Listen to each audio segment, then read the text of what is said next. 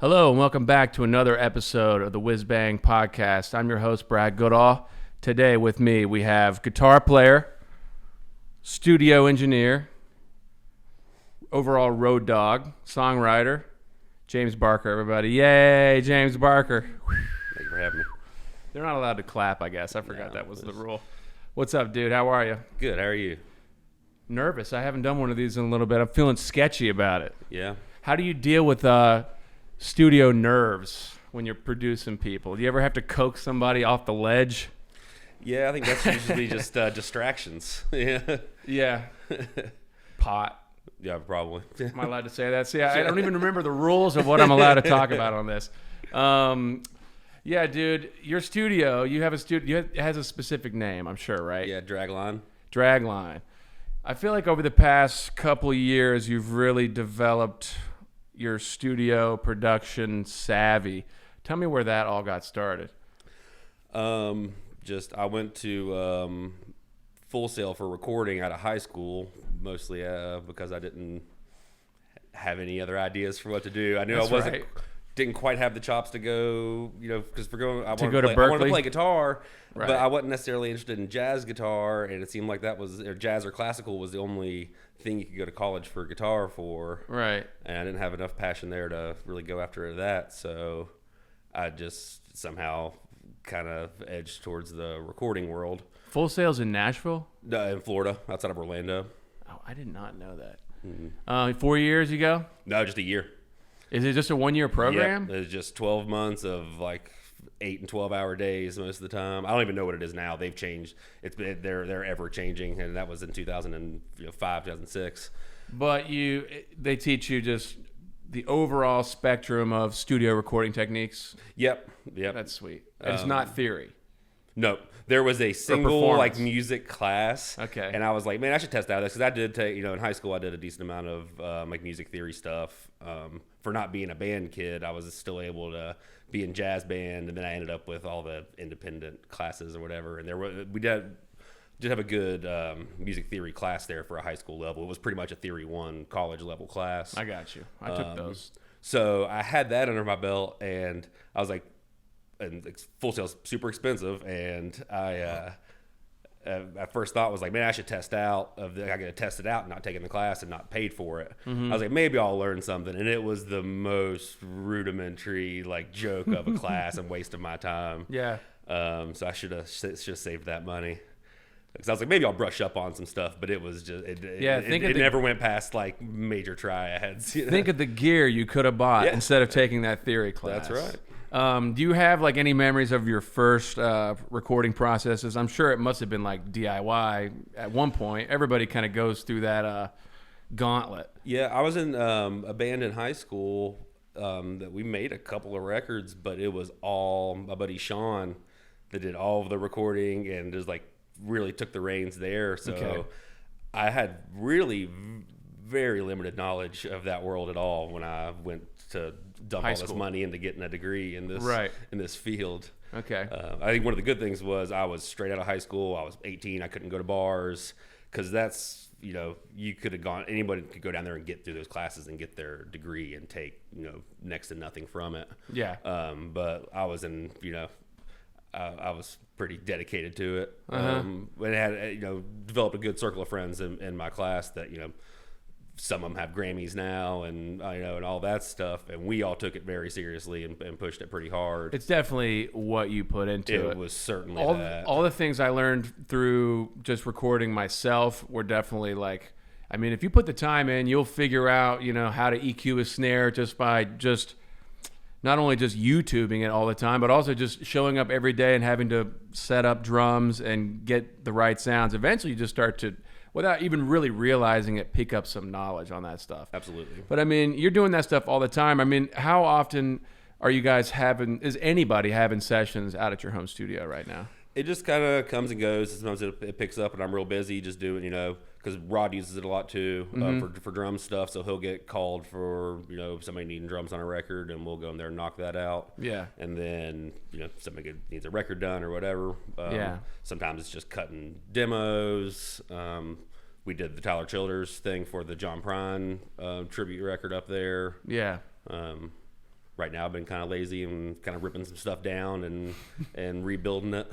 Changing the feng shui. As I like to do. Oh yeah. Yeah, you kind of have to keep it turning to. I was just talking about that to keep the inspiration alive. You know, that lava lamp can't be there for years. It's got to go over there after a while. Right. And just with gear, I mean, I've got racks full of stuff that are sitting, building up dust and all that stuff. I need reasons every once in a while to rip everything, everything apart and clean it. And yeah. I'm not much of a tinkerer maintenance-wise. I just buy stuff and then it breaks and I get mad that it broke and that's just the end of its life. Yeah. I never pop anything open except maybe the Wurlitzer 200 I told you about. Uh-huh. I oil all the hammers for that thing, but when it comes to gear, I definitely have like a fear of trying to fix it or anything like that. But I have a question just in general. Like, let's say somebody was just getting into something and they wanted to have, something that sounded good within, let's call it a modest consumer budget. What would you recommend somebody got if they had, $1,500 to spend and they wanted to start making recordings? Because our opinions on this might differ. I would just say just go as cheap as possible and get as much stuff. But I mean, you might have a different opinion on these kind of things. Yeah, I mean, it's every day there's another new piece of equipment out that's awesome and more affordable than it was the day before. Mm-hmm. So as far as specific pieces, I couldn't really come up with much there. SM7s are great microphones. Reliable. That can do just about everything. That's a reliable one.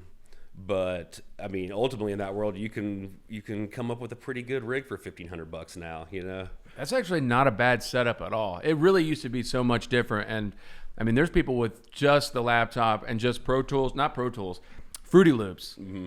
And they program the MIDI with the keyboard, not a MIDI keyboard. Right. They program the MIDI with using S and W and all this stuff. I mean, there really is just no rules. I don't know. I love that about it, though. Yeah, and in that world, like, especially in Pro Tools, it's like there is 100 ways to do any one thing. Yeah. But in the recording world in general, that's why all the studios have kind of struggled over these last 15, 20 years because it's just getting cheaper and cheaper to really be able to do a lot of that, to get good sounding stuff. Guys like you were putting them out of business. Well, I mean, there's always room for improvement. That's I'll never stop there.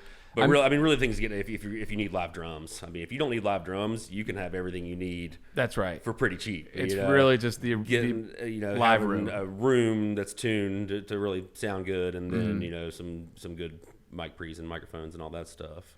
Would you say you? Because I mean, you're a performer as well. You're been on the road for many years performing as a guitar player with Tyler Childers as well as El Dorado. Mm-hmm. How would you see? Does your career?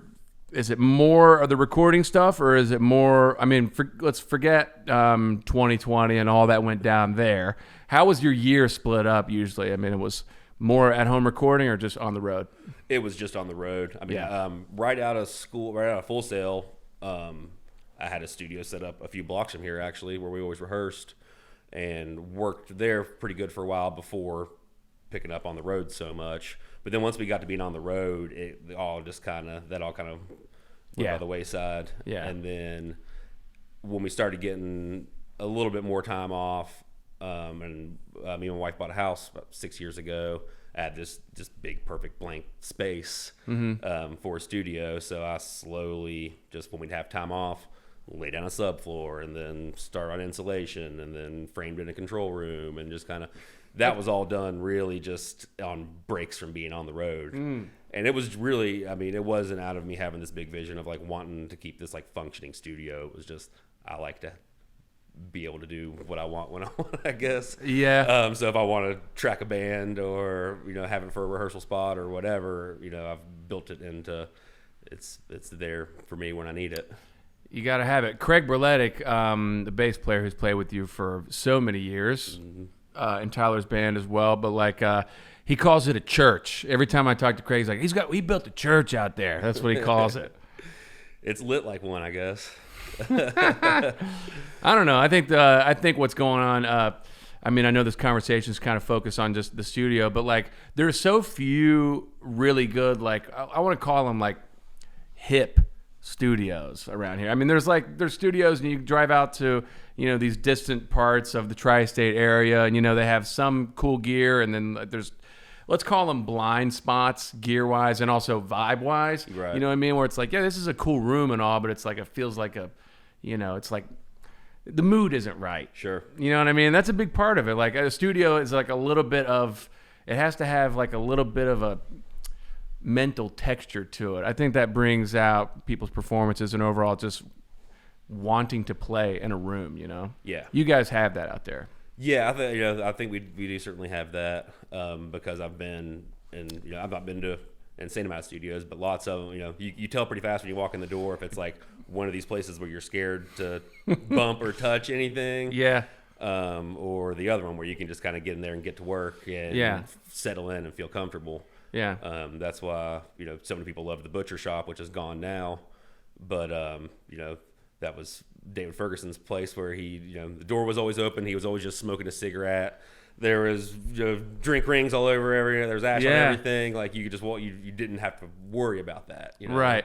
Yeah. I think that's kind of what you've captured out there. And I mean, I know every time I've been out there, it's just been an enjoyable experience. Also, it doesn't hurt that you're just really good at what you do out there, and you built a perfect church for. To study the Bible of music, you could say. Well, cultivating a vibe. That's is what right. We say we are cultivating a vibe. That's out right. There. Hey, man, super good to talk to you. Thanks for coming down and hanging out with me today. Thanks for having me. Appreciate it, man. Cheers.